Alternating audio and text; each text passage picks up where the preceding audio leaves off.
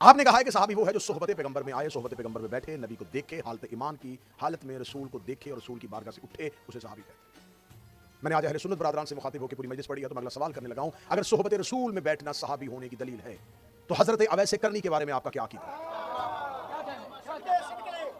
حضرت اویس کرنی نے تو نبی کی صحبت نہیں پائی، ایک دفعہ آئے تھے اور نبی سفر میں تھے اور ماں کا حکم تھا کہ جلدی واپس آ جانا، اور نبی کی زیارت کیے بغیر واپس چلے گئے، اور نبی نے انہیں سلام بھیجا تھا۔ واپس آ کے نبی نے کہا تھا میرے صحابہ آج مدینے میں کون آیا تھا؟ یا رسول اللہ مدینہ شہر ہے، لوگ آتے جاتے ہیں۔ فرمایا نہیں، آج کون آیا تھا؟ یا رسول اللہ بہت سے لوگ آئے تھے۔ فرمایا میں پوچھ رہا ہوں کہ آج کون آیا تھا؟ یا رسول اللہ اگر آپ کسی مخصوص کی بات کر رہے ہیں تو ایک خاص، تو ایک کرن کا رہنے والا ایک شخص آیا تھا، آپ سے ملنا چاہتا تھا۔ ہم نے کہا کہ نبی نہیں ہے، وہ چلا گیا۔ فرمایا مجھے کرن سے جنت کی خوشبو آ گئی۔ حدیث کے لفظ ہیں مجھے کرن سے عدن کی، عدن جنت کا نام ہے، مجھے خوشبو آ گئی۔ اچھا بعض دفعہ ایسا ہوتا ہے کہ کوئی آپ کے پہلو میں بھی بیٹھا ہو اور وہ آپ سے دور ہوتا ہے، اور کئی دفعہ کوئی دور ہو اور آپ کے قریب ہو۔ آپ کے پہلو میں کوئی ایسا آ کے بیٹھ جائے جو آپ کو اچھا نہ لگتا ہو اور آپ دل میں اپنے کسی محبوب کو یاد کر رہے ہیں، تو وہ پہلو میں رہنے والا قریب ہو کے بھی دور ہوتا ہے، اور وہ جو دور بیٹھا ہے وہ دور ہو کے بھی آپ کے دل کے اندر ہوتا ہے۔ خوبصورت منظر ہو، ندیاں بہ رہی ہوں، آبشاریں گر رہی ہوں، اور پھول کھل رہے ہوں، اور درخت پھلوں سے لدے ہوئے ہوں، اتنے خوبصورت منظر میں آپ کے ساتھ وہ ہو جس سے آپ کو بڑی نفرت ہو، اب مجھے بتائیں کہ یہ منظر آپ کو کوئی کسی قسم کا اٹریکٹ کرے گا؟ آپ جنگل میں آپ کے پہلو میں وہ ہو جس سے آپ کی بڑی محبت ہو۔ یہی وجہ ہے کہ چلے میں آپ کو آسان کرنے کے لیے بتا دیتا ہوں، آپ جنت میں ہو اور علی نہ ہو، ہمیں وہ جنت چاہیے نہیں جس میں علی نہ ہو، اور ہم قبر میں ہو علی ہو،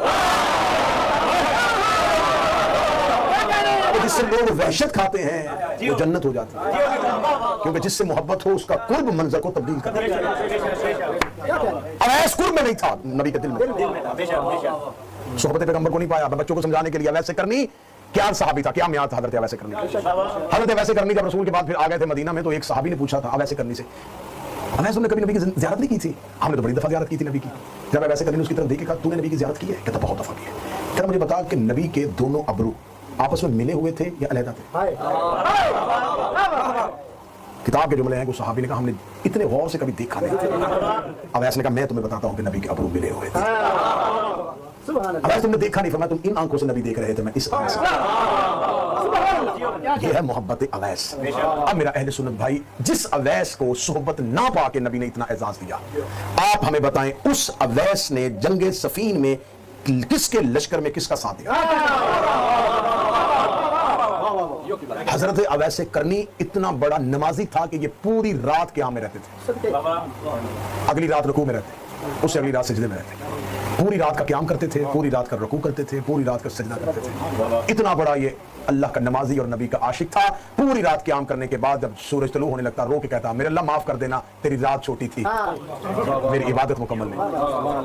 اگلی رات کا رکوع کرتا اور اگلی رات کا سجدہ کرتا۔ اتنا بڑا عبادت گزار نبی کا یہ صحابی۔ جب امیر المومنین صفین کے میدان میں گئے تو امیر المومنین جب صفین میں پہنچے تو امیر المومنین نے حضرت عبداللہ ابن عباس سے کہا، کوفہ کے قریب، کوفہ اور وسط ایک شہر ہے، اس کے درمیان میں ایک جگہ منزل ذی وقا۔ علی نے فرمایا کہ عبداللہ ابن عباس وہاں سے 1000 کا لشکر علی کی نصرت کے لیے آئے گا۔ عبداللہ ابن عباس نے اس طرف دیکھنا شروع کر دیا۔ تھوڑی دیر کے بعد ایک لشکر پہنچا اور اس نے آ کے کہا ہم علی کی نصرت کے لیے صفین میں آئے۔ عبداللہ ابن عباس نے لوگوں کو گنا تو 999 لوگ تھے، ایک کم تھا۔ عبداللہ ابن عباس نے بھی دل میں سوچا کہ علی نے کہا تھا 1000، اس لشکر میں ایک کم ہے۔ یا علی گھوڑے سے اترے، عبداللہ ابن عباس کی کمر پہ ہاتھ رکھا، وہ پہاڑ پہ دیکھ میرا ایک اور ناصر آ رہا۔ عبداللہ ابن عباس نے دیکھا تو اویس کرنی اتر رہا ہے۔ حضرت اویس کرنی کا آنا تھا۔ حضرت اویس کرنی بالکل نماز کی حالت میں تھے اور حضرت اویس کرنی کے غلام نے ان کے لیے مصلی عبادت بچھا لیا۔ وضو کا برتن اویس کے ہاتھ میں تھا، اویس وضو کر رہے تھے جب صفین طبل بج گیا، جنگ کا طبل بجنا تھا۔ اویس کے کان میں آواز آئی، اویس نے غلام سے کہا یہ کس چیز کا طبل بجا ہے؟ فرمایا علی معاویہ کے خلاف لشکر لے کے میدان میں آ گیا ہے۔ اتنا کہنا تھا یا اویس نے وہیں پہ وضو کا پانی پھینکا، فرمایا جلدی کر گھوڑے پہ زین رکھ۔ غلام نے کہا سرکار نماز کا وقت ہو گیا ہے۔ فرمایا کیسے پڑھوں، نماز تو جنگ پہ جا رہی ہے، نماز تو جنگ میں جا رہی ہے۔ صفین میں حیات طیبہ کتنی تھی اس نبی کے بوڑھے صحابی کی؟ 91 سال، 91 سال کا بوڑھا صاحب کھڑا ہو گیا تھا صفین میں آگے، سامنے لشکر کے درمیان میں آگے کھڑا ہوا تھا۔